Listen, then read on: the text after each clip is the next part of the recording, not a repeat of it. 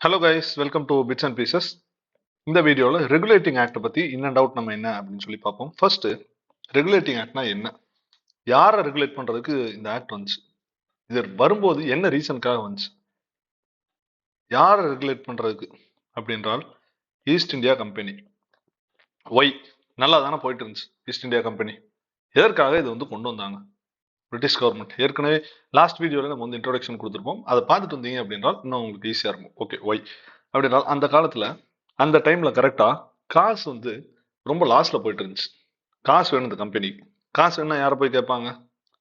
ஒரு சின்ன கம்பெனி அப்படின்னா பேங்கை போய் கேட்பீங்க. ஓகேங்களா? அந்த பேங்க் எங்க இருக்கணும்? சின்ன கம்பெனியோ பெரிய கம்பெனியோ காசு இல்லைன்னா பேங்க்ல போய் கேட்பீங்க. அந்த பேங்க் எங்க இருக்கும்? உங்க சொந்த நாட்டில் இருக்கும், சொந்த ஊர்ல இருக்கும். அங்க போய் கேட்கும்போது அதை பேங்கை கவர்மெண்ட் தான் கண்ட்ரோல் பண்ணும் இன்டெரக்டா.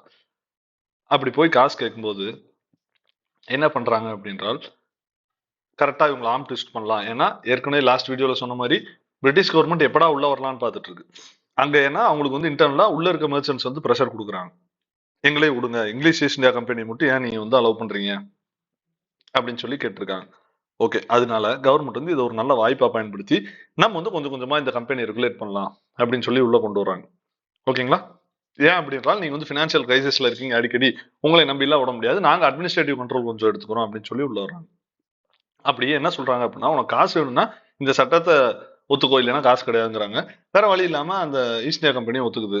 அதனால என்ன சொல்றாங்க அப்படின்றால், நீ வந்து கம்பெனி டெரிட்டோரியல் பொசஷன்ஸ் இருக்குல்ல, இந்தியாவில் சில ஏரியாவை கைப்பற்றி வச்சிருப்பீங்க, அதை நீங்களே வச்சுக்கோங்க, ஆனால் நாங்க ரெகுலேட் பண்ணுவோம்.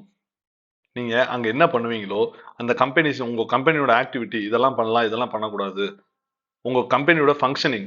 ஏன்னா உள்ளதான் நிறைய லஞ்சம் வாங்கி லஞ்ச லாவண்யம் இதெல்லாம் உங்களுக்கு அதிகமாக போய் தான் ஃபினான்ஷியல் கிரைசிஸ்குள்ள போயிருக்கு, அதெல்லாம் நாங்கள் இனிமேல் கண்ட்ரோல் பண்ணுவோம் அப்படின்னு சொல்றாங்க. அதனால தான் ரெகுலேட் பண்றதுக்கு பேர் தான் ரெகுலேட்டிங் ஆக்ட். என்ன சொல்றாங்கன்னா, கம்பெனியோட டைரக்டரை 5 வருஷத்துக்கு டேர்முக்கு நாங்கள் வந்து எலெக்ட் பண்ணுவோம். அப்புறம் ஒவ்வொரு வருஷமும் அதுல ஒரு 20 பேர் இருந்தாங்க அப்படின்றால் அதுல 1/4 4 பேர் வந்து ரிட்டையர் ஆகிட்டே வரணும். 1/4னா 5 பேர் வந்து வருஷம் ரிட்டையர் ஆகிட்டே வரணும் அப்படின்னு சொல்றாங்க.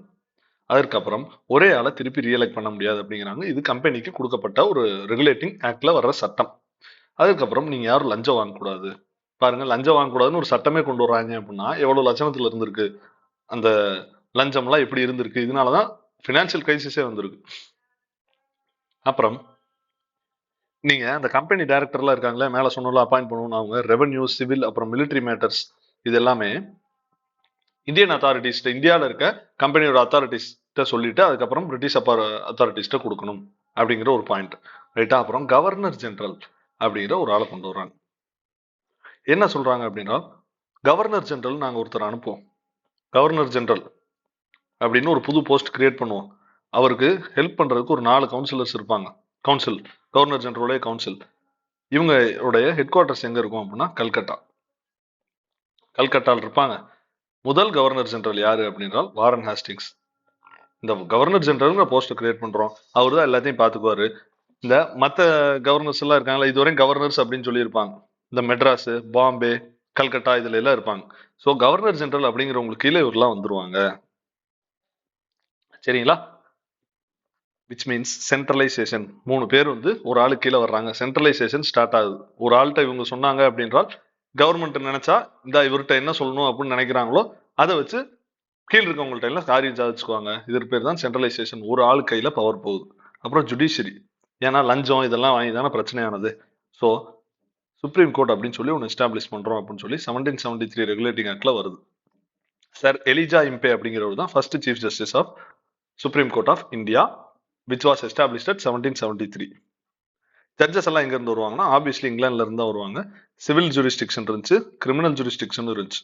அப்புறம் அதெல்லாமே பிரிட்டிஷ் சப்ஜெக்ட்ஸ் மேலதான் இருந்துச்சு, இந்தியன் நேட்டிவ்ஸ் மேல இல்ல. அவங்க வர்ற சுப்ரீம் கோர்ட்டே இந்த பிரிட்டிஷ் இங்க இருக்கிற ஆட்களை கட்டுப்படுத்தணும், ஏன்னா நிறைய லஞ்சம் வாங்கி இது பண்ணிட்டு இருக்காங்க, இஷ்டத்துக்கு சம்பாதிச்சிட்டு இருக்காங்கன்னு அவங்களுக்காக கொண்டு வரப்பட்டதான் இந்த சுப்ரீம் கோர்ட்.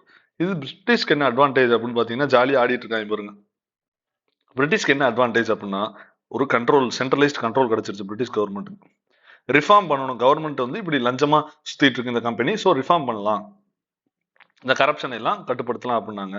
சென்ட்ரல் அட்மினிஸ்ட்ரேஷனுக்கு ஒரு அருமையான ஃபவுண்டேஷனா இருந்தது 1773 ரெகுலேட்டிங் ஆக்ட். அதுக்கப்புறம் இதுல தான் first time political and administrative functions of the company வந்து டிஃபைன் பண்ணப்பட்டுச்சு. இந்தியன்ஸ் பாருங்க, நாங்க என்னடா பாவம் பண்ணோம், அவன் திருடுறான்னா அவனை வந்து போக சொல்லுவேன்னு பார்த்தா நீ உள்ள வர்ற அப்படிங்கிற மாதிரி என்ன ஆகுதுன்னா, இந்தியன்ஸ்க்கு ரெப்ரசன்டேஷனே இல்லை. மேல பாத்தீங்கன்னா கவர்னர் ஜெனரல்னு ஒருத்தர் வருவாரு, எதுலையுமே இந்தியன்ஸ் வந்து இருக்க மாட்டாங்க. சென்ட்ரலைசேஷன் கொஞ்சம் கொஞ்சமா இன்க்ரீஸ் ஆகுது, ஒரு ஆள் கையில போகுது. பிரிட்டிஷ் வந்து கையில எடுக்க ஆரம்பிக்கிறாங்க. அவங்க வந்து கவர்மெண்டா நிறைய லாபம் எடுக்க ஆரம்பிப்பாங்க. இப்போ இவ்வளவு நாள் ஈஸ்ட் இந்தியா கம்பெனி மட்டும் இருந்தது, இப்போ இவங்க பண்றாங்க. இந்தியன் பாப்புலேஷனுடைய கன்சர்ன்ஸ் எல்லாம் அட்ரஸே பண்ணல. நீ லஞ்சம் திருடுற, ஈஸ்ட் இந்தியா கம்பெனி எனக்கு ஏன் கொடுக்க மாட்டேன், நானும் திருடுவேன்ற மாதிரி உள்ள வருது அந்த கவர்மெண்ட். கரப்ஷனை ஒழிக்கணும்னு நினைச்சு கொண்டு வந்தாங்க, ஆனா கரப்ஷன்லாம் ஒழியல. ஏன் அப்படின்னா மறுபடியும் இன்னொரு திவால்குள்ள போகும் கம்பெனி. மறுபடியும் சுப்ரீம் கோர்ட்டோட பவர் வந்து வெல் டிஃபைன்டா இல்ல. சும்மா சுப்ரீம் கோர்ட்னு ஒன்று இது பண்ணியிருக்காங்க, பிரிட்டிஷ் சப்ஜெக்ட்ஸை மட்டும் ஹேண்டில் பண்ணும் அப்படின்ற மாதிரி சொல்லிட்டாங்க. ஃபுல்லாலாம் இது வந்து அதோடைய தெளிவான ஒரு இதை நமக்கு கொடுக்கல. ஸோ ஒன் சென்டென்ஸ்ல ரெகுலேட்டிங் ஆக்ட் 1773 சொல்லணும் அப்படின்றால், இது கொண்டு வரப்பட்ட காரணம் அட்மினிஸ்ட்ரேட்டிவ் அண்ட் ஃபினான்ஷியல் இஷ்யூஸ் இருக்கு, அதை ரெகுலேட் பண்றதுக்காக கொண்டு வரப்பட்டாங்க. ஓகேங்களா? எப்படி அப்படின்னா, பை எஸ்டாப்ளிஷிங் கவர்னர் ஜெனரல், அப்புறம் சுப்ரீம் கோர்ட், அப்புறம் கவர்னர் ஜெனரலுடைய கவுன்சில். ஓகேங்களா? இதெல்லாம் தான் இதுல வர்றது. Simply in one sentence. PYQ areas எப்படி இப்படிலாம் கேட்டிருக்காங்க அப்படின்னா, 2005 அப்படி கேட்டிருக்காங்க. 2005ல என்ன கேட்டிருந்தாங்க அப்படின்னா, சுப்ரீம் கோர்ட் எங்க எஸ்டாப்ளிஷ் பண்ணப்பட்டது, first supreme court of India எந்த ஆக்ட்ல எஸ்டாப்ளிஷ் பண்ணப்பட்டது அப்படின்னு சொல்லி கேட்டிருக்காங்க 1773ல. இந்த ஆக்டோட நேம் ரெகுலேட்டிங் ஆக்ட். ரெகுலேட் பண்ணப்பட்டதுக்காக கொண்டு ஒரு ஆக்ட், ரெகுலேட்டிங் ஆக்டா, சார்ட்டர் ஆக்டா, கவுன்சில் ஆக்டா அப்படின்னு சொல்லி அப்படியுமே கேட்டிருக்காங்க. Name of the act governor general. First governor general யார் ரெகுலேட்டிங் ஆக்ட் வரும்போது? ரெகுலேட்டிங் ஆக்ட் 1773 கீழே வந்த கவர்னர் ஜெனரல் யாரு அப்படின்ற மாதிரி கேட்டிருக்காங்க, வாரன் ஹேஸ்டிங்ஸ். ஸோ இந்த ஏரியாவில் வந்து கேட்டிருக்காங்க. ஸோ இதை வந்து நீங்க கரெக்டா ஸ்பெசிஃபிக்கா நோட் பண்ணி படிச்சுக்கோங்க. பாட்காஸ்ட் அடுத்தது என்ன அப்படின்னு பார்த்தீங்கன்னா, பாட்காஸ்ட் மூலமா நம்ம வந்து இப்போ நம்ம படிச்சதே பாட்காஸ்ட் மூலமா கொடுத்துருக்கோம். ஸ்பாட்டிஃபைல இருக்கு. குவாலிட்டி எல்லா ஏரியாஸுமே நம்ம வந்து ஸ்டார்ட் பண்ணிட்டோம். ஸோ நீங்க வந்து நடக்கும்போது, வாக்கிங் போகும்போது, ரிலாக்ஸாக இருக்கும்போது நீங்க வந்து கேட்டுக்கலாம். ஸோ இன்டெரக்டா வந்து உங்களுக்கு வந்து அது ரீஹைட்ரேட் ஆகிட்டே இருக்கும். ஸோ அதில் கேட்டுக்கலாம். And WhatsApp, Instagram and Telegram, இந்த சேனல்ஸ்க்கான டிஸ்கிரிப்ஷனும் கீழே இருக்கு. ஸோ ஓன்லையுமே நம்ம வந்து ப்ரீவியஸ் இயர் கொஸ்டின் சீரிஸ் ஓன்லையுமே டிஃப்ரெண்ட்டாக நம்ம வந்து கண்டென்ட் போட்டிருக்கோம். So please support us on this platforms and don't forget to subscribe. ஏன்னா சப்ஸ்கிரைப் பண்ணால் தான் உங்களுக்கு வந்து உடனே போடுற வீடியோஸ் எல்லாமே கிடைக்கும். ஸோ தட் நீங்கள் கரெக்டாக அந்த கண்டென்ட் வந்து கன்சியூம் பண்ணிக்கலாம். அண்ட் நெக்ஸ்ட் வீடியோவில் we will see how was the situation after 1773 regulating act, அப்புறம் பிட்ஸ் இந்தியா ஆக்ட் அப்படிங்கிறது எதற்காக வந்துச்சு அப்படிங்கிறத பார்ப்போம். ஒவ்வொரு வீடியோலையுமே ஒரு ஆக்ட் மட்டும் தான் பார்ப்போம். ஸோ நீங்க இதை பார்த்துட்டு போய் ரிலேட்டட் ப்ரீவியஸ் இயர் கொஸ்டின் நீங்க வந்து சால்வ் பண்ணீங்க அப்படின்னா அந்த ஆக்ட் வந்து உங்களுக்கு மைண்ட்ல நின்றும். அண்ட் உங்களுக்கு புரியல அப்படின்னா ரிப்பீட்டடா நீங்க வந்து இதை வாட்ச் பண்ணி பாஸ் பண்ணி அப்படின்னா புரியும். ஏதாச்சும் உங்களுக்கு வந்து டவுட்ஸ் இருக்கு, கிளாரிஃபிகேஷன்ஸ் அப்படின்னா please to feel free to comment in the comment box. Thank you guys.